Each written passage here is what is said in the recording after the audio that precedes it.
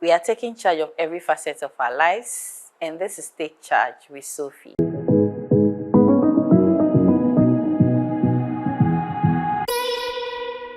My name is Sophie.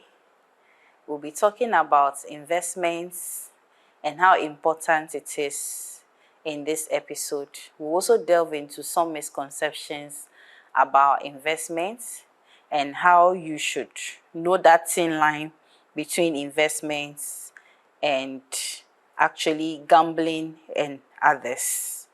So what is investments? Investment is when you put money aside and then invest the money into something that has the capacity of earning you an extra income over a period of time. I mean, people invest in businesses that actually generate profits for them, and out of that profits, they pay themselves dividends and all that. But my focus is financial investments. So financial investments are your monies that you put into financial instruments. There are different financial instruments that you can put your money in, and over a period of time, you'll be able to earn something on this money. So basically, that is what financial investments are. So I want to liken investments to farming. When you actually plant a seed under the right conditions, you realize that it will yield more than the seed that was planted. For instance, if you go to a maize farm, you realize that most of the time the maize is two. The farmer actually planted two seeds of maize, but those two seeds of maize would actually grow into maize species that are even more than 1,000 on just those two pairs of what? Maize tree.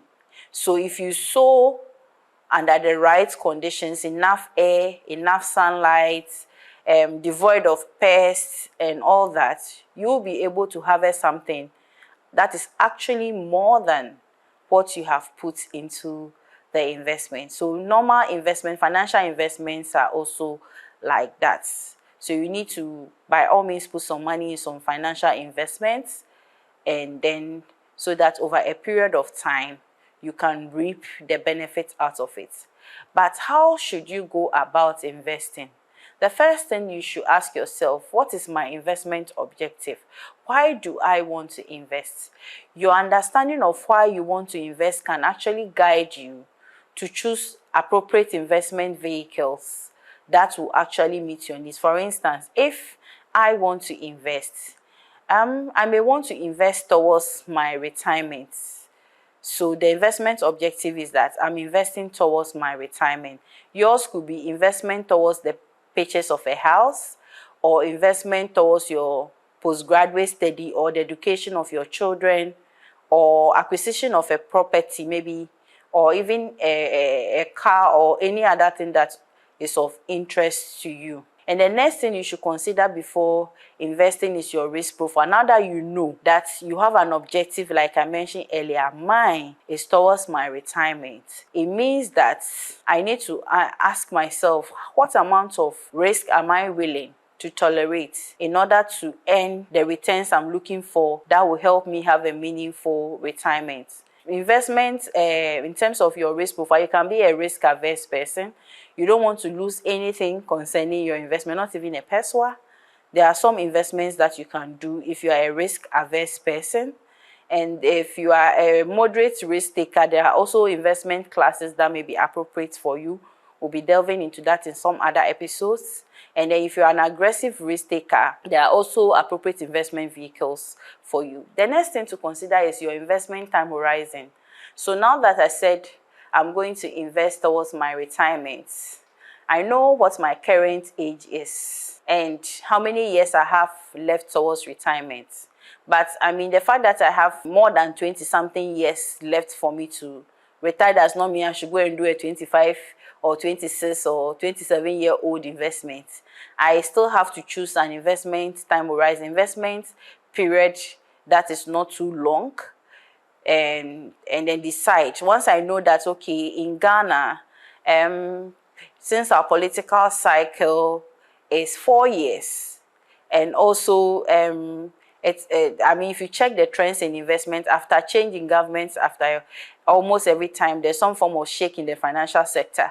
So most of the time, if I should be consider investing, even though I have a long-term or moderately medium to long-term view of investment, I also now have to check my investment time horizon to make sure that it is below 3 years or something, so that at least I safeguard the little that I'm squeezing myself to invest.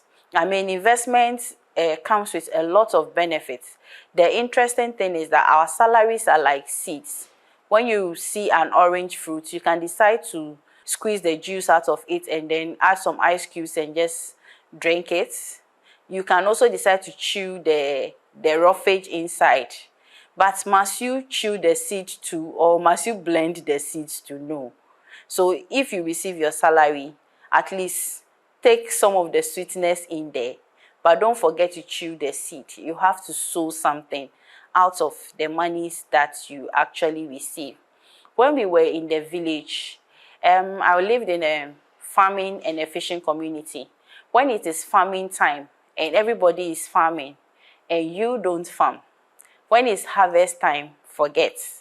And during the bumper harvest in fishing periods too as well, if everybody is buying nets because they have predicted that around this month, this type of fish is harvested in abundance and people are investing, buying fishing nets, buying corks and other things so that they can actually wait when the time is up for them to cast the nets and also harvest. And you don't invest in that. When they are harvested, there's a bumper harvest and everybody is harvesting a lot of fish. You are not part of it. So that's also one of the things. Even though investment comes with a lot of benefits, when everybody is investing and you are not investing, you will never appreciate the importance of investment. Investment has a lot of importance than I can even enumerate, but I will take you through a few of them.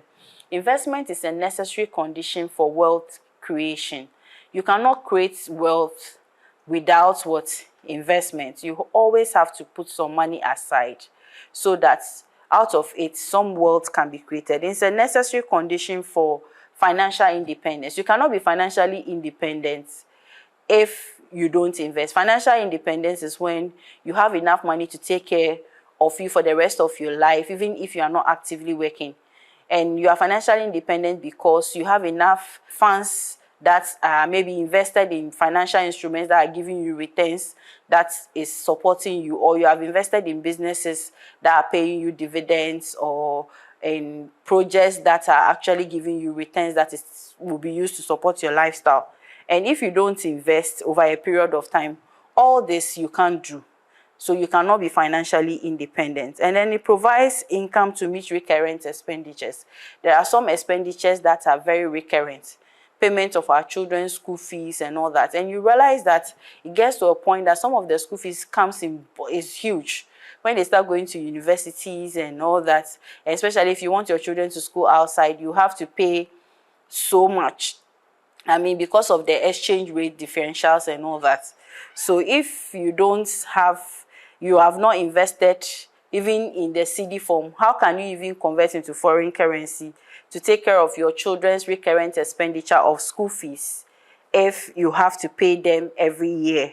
And then to accumulate wealth for major future purchases, you can't buy land, a house, or a car with 2 or 3 months salary. If you don't invest over a period of time, you may have to take a loan to buy a house, buy a land, or any other thing that is of importance to you. And I mean, if you invest, it secures your financial future. The financial independence actually covers that. Then comfortable personal and family life. You realize that if you have enough, you invest over a period of time, you can take care of things that are important to your loved ones, your spouse, your children, your parents if they are alive, your siblings, and you can even touch lives if you have invested. And to provide for retirement, I mean, we've done some episodes on retirement, so by now you are aware of how important investment is towards a secured retirement. And to hedge against unforeseen occurrences, we were all here in 2019 when we heard that the first COVID case was recorded somewhere in November, October 2019. We're even laughing that, hey, these Chinese, they eat all manner of things and all that. I mean, when we started hearing of what caused the COVID and all that. And then fast forward, March 2020, Ghana has a lockdown. Even lockdown for 2 weeks, our economy was almost crumbling. What if our lockdown was as prolonged as that of the Western economies? What will happen? A lot of people were not going to work, so they were having difficulty fending for themselves. Knowing very well that we don't have a solid social support system in Ghana, you have to, as much as possible, make sure that you invest so that if there's any unforeseen contingencies like COVID, when everybody will have to be locked in their rooms, and then you have to buy things in bulk, you can be able to afford something for the next few months for your family. But let me ask you, what if the lockdown has actually lasted for 3 months? Would you have been able to feed your family without actually asking for help from anyone? These are some of the things that if you receive your money now, you should be able to invest so that when the time is up and there are unforeseen contingencies, you can fall on it. And also, some of the unforeseen contingencies could be sickness. Sometimes you have a beautiful plan that, oh, I'm going to wake up, I'm going for this program, and the next morning, less than some 3 hours to the program, you are grounded. You are so sick that you can't even move your body, or some accident or something. And then you realize that you can't do anything about it. Mostly when you have such emergencies, if you have some money to fall on, it really helps. And investment is one of the things that can help you. Now that we know that investment comes with a lot of benefits, I want to draw a thin line between investment and gambling and other things. People believe that investments are the same as gambling and all that. There's a difference between investment and gambling. Investing is not gambling. Mostly investment is like you are actually taking a calculated risk, but gambling is an all or none something. So if you bet maybe a game between Manchester United and maybe Arsenal or Liverpool, it's either they win or they lose, or maybe they draw. So you may end up not even getting anything. But mostly when it has to do with investment, chances are that you see some gains, and chances are that you might lose something. But for all your investment to be scrapped off, especially if you choose the right investment product, I don't think you get to the point where all your investment is actually wiped off to zero. So gambling is an all or none. Investment is like you taking some calculated risk. Like I said, we all have different risk profiles, and that informs the kind of products that we choose. And then people also believe that investing is only reserved for people with excess income. That is not true. If you don't even have enough money, that is what should even compel you to want to invest, so that you can change the narrative. And people also believe that they don't want to invest because investment is for sophisticated people. It's only people who are sophisticated that invest. Truth be told, the people who have a lot of money across the world are not educated people. They are business people, and some of them have not gone to school. I mean, going to school doesn't mean intelligence, but I mean, they are not sophisticated, but they have the money. It's like the market women, they have a lot of money more than the white-collar job people that we admire. And people say we only invest when their income level increases or when they are much older. Okay, if you are receiving some 1,000 cedis right now, or 2,000 or 3,000, and you are not even putting 100 cedis aside every month, do you think when the salary actually increases to 5,000, that your taste is actually going to change because the salary is going up? Is it that at that point that you think you want to invest? And postponing investment because you want to invest only when you are growing older is not prudent, because every day we keep growing. And economic conditions are worsening in these times than it used to be in our father's times. Like every day the world is becoming difficult. Globally, last year, inflation skyrocketed. Ghana's inflation was about 54% last year. And globally, because of the Russia-Ukraine war, we saw, and then China also not, closing a few things because they wanted to have a zero COVID stance. Their zero COVID stance, you realize that supply chain became a bit restricted and all that. So you realize that inflation has been a problem. So from time to time, your salary levels are not increasing as fast as inflation is going. Things are becoming difficult. So this is the best time that you protect your earnings by hedging them through investments. So if you are going to postpone your investment till you are actually much older, you are doing yourself a great disservice. And people also believe that investment is only reserved for investment gurus.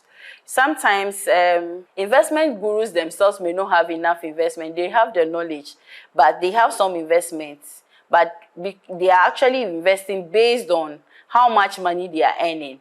You may even be earning more than them, but they may have the knowledge. So anybody at all can invest. If you go to any investment banking firm or financial institution, even if you are not an expert, they will take you through every product, and every product comes with some form of brochures that will guide you into investing.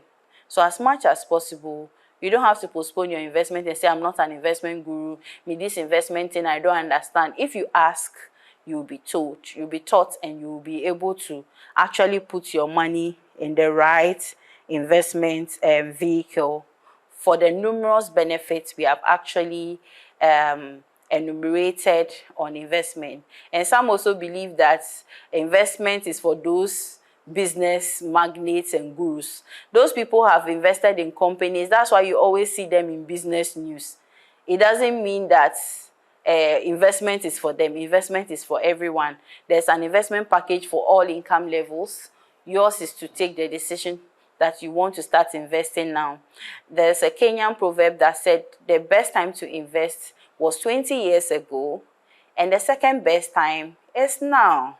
So this is the best time to start investing. Look for an investment service provider. Talk to them about your plans to invest.